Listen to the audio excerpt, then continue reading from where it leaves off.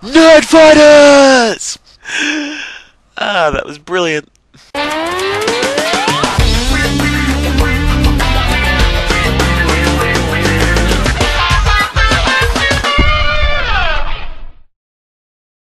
Today is the day. 2007 Nerdfighter Project for Awesome. Yeah! Goodness, this is hilarious. So basically, Nerdfighters are taking over YouTube, and we're promoting a good cause. So in my true fashion of looking after the environment, I'm going to quickly talk about the proposed guns pulp mill in the Tamar Valley in Tasmania. Sorry to all the old subscribers who have heard this story many times. It's probably getting a bit of a bore, and I'll try and make sure this is the last time I talk about it. Guns are still trying to push ahead this pulp mill in the Tamar Valley.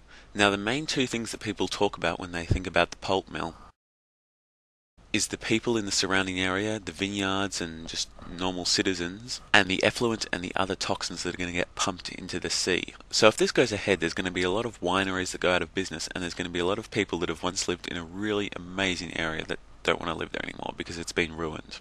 And pumping all those chemicals into the sea is not going to do anything for Tasmania's fishery industry or the tourism industry. Funnily enough, guns think that it will.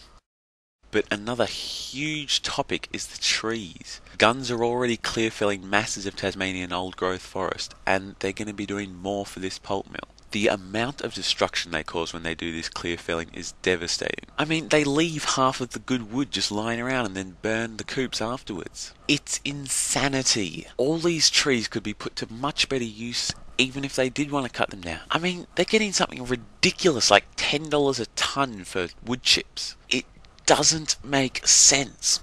An excellent example of the waste that these trees are going to is something called the One Tree Project. This project happened a little while ago, but Tasmanian artists, I think about 35 of them, got together and they got one tree and they used every bit of it to make all these different amazing products.